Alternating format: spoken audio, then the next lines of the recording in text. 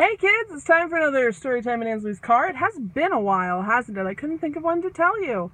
So I'm falling back on one that I used to be kind of attached to. It's a little bit obscure. It has had a few adaptations. The Girl with No Hands.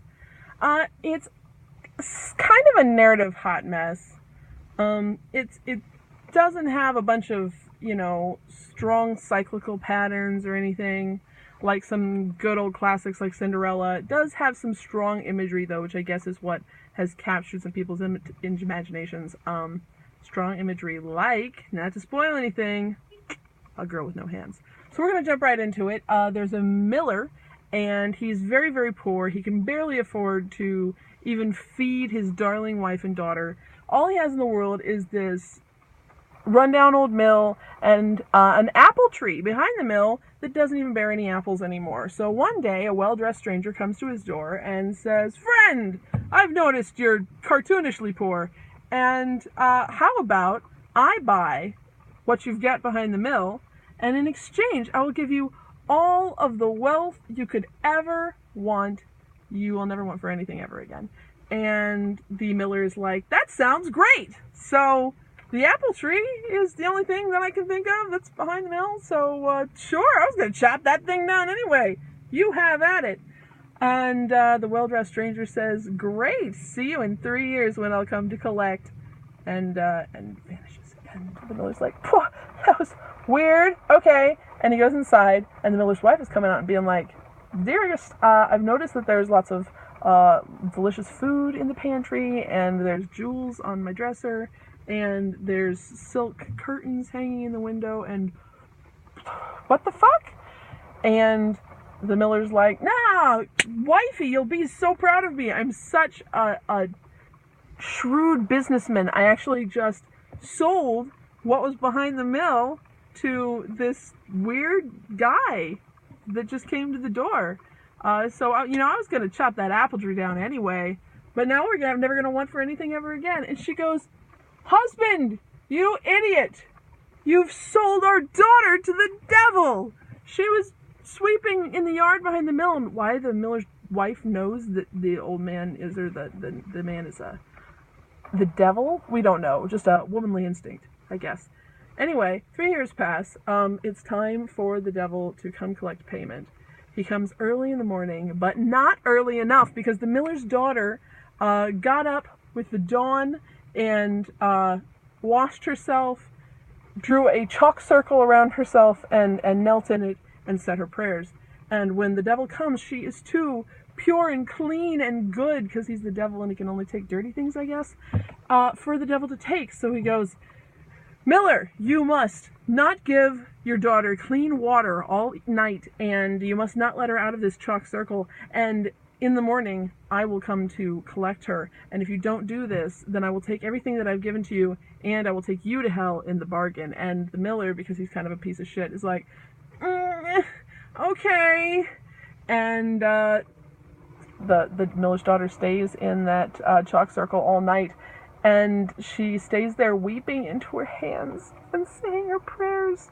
This is another really, heavily Christianized fairy tale. Who knows what the original version of all of this was? I'm sure it's out there somewhere. But kind of like Little Mermaid in the last video. There's the devil and there's an angel, and this is a very, very Christian fairy tale. So,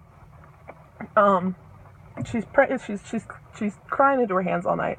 And in the morning, the devil comes, but she's been crying so long and hard that her hands are too clean for him to take her. So he's like, "Okay, Miller, I need you to chop your daughter's hands off with an axe, okay?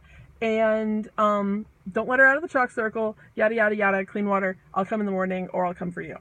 And Miller, as established piece of shit, is like, "Nah, okay." And he chops the daughter's hands off, chop, chop. And it's kind of a strange little violence, because does she bleed out? No, she does not. Instead, she weeps over her little hand stumps all night and says her prayers, and in the morning, even her stumps are too clean for the devil to take her. And once you foil the devil 3 times, just like all those old pagan gods and wizards and creatures that he replaced, you're home free. So he fucks off, and she's having a hard time living with her parents after they sold her the devil and everything and chopped her hands off. So she's like, I'm going to have to go find my way in the world. Sans hands. She ties up a bundle of food, presumably with her teeth, and she heads off into the world to find her fortune. She walks and walks and walks and walks, and she runs out of food. And right about the time she runs out of food, she gets to the castle. Yes, there's a king in it. Not a prince, a king. And there's a beautiful orchard surrounding the castle, but then there's a moat surrounding the orchard and the castle. And she sits on the other side of the moat, being like, damn, those pears look good. And an angel comes down from heaven and is like, hey, you've been saying your prayers and being a good girl, and you totally foiled the devil. And up in heaven, we are all about foiling the devil. So, what can I get for you? And she's like, I really just kind of want one of those pears. Like, they look real tasty.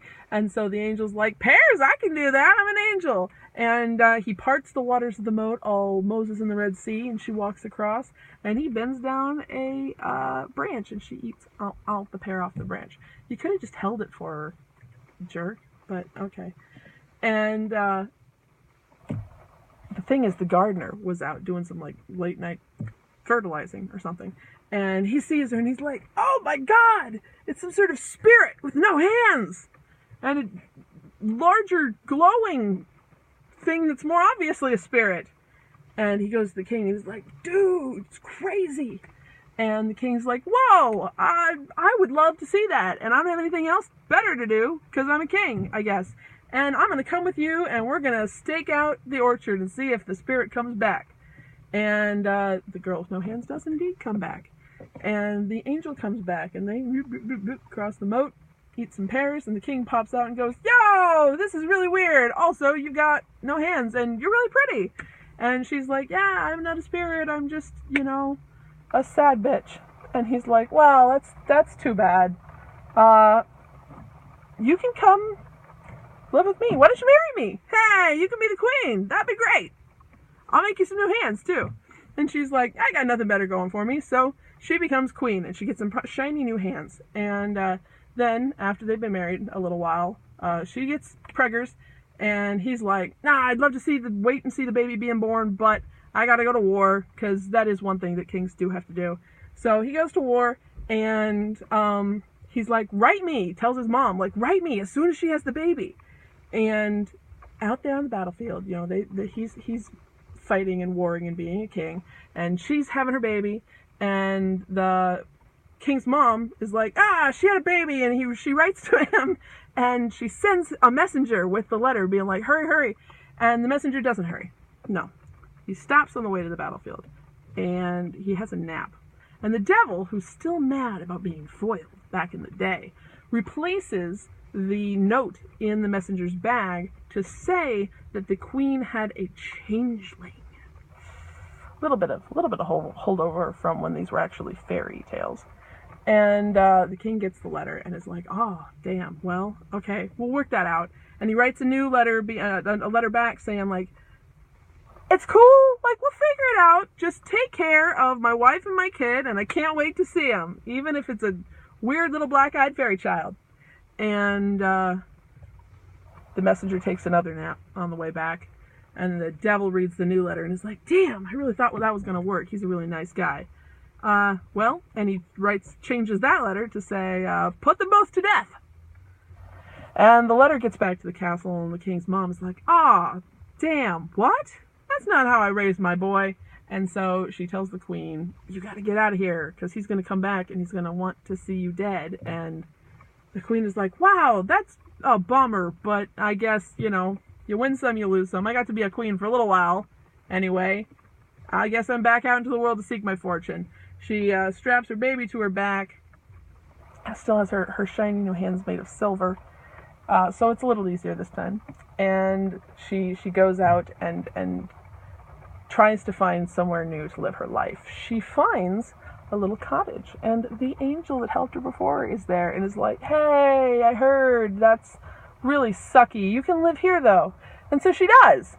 Like I said, this whole story is just kind of held together with pins and scotch tape and some angels. So, she lives in that cottage. The king comes back and is like, "Hey, where's my darling wife and my possibly creepy child?"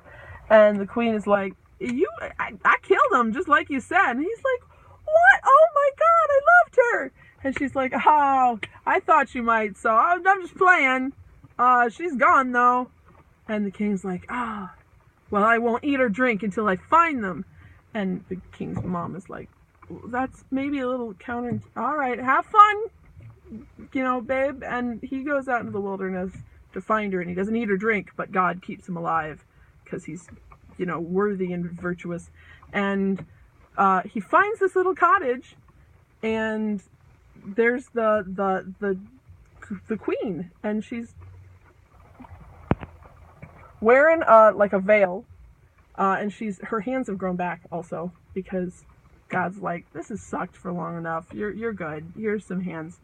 And he's like, "This mystery woman with a child sounds a lot like my darling, but it can't be her because she's got hands. So that's too bad.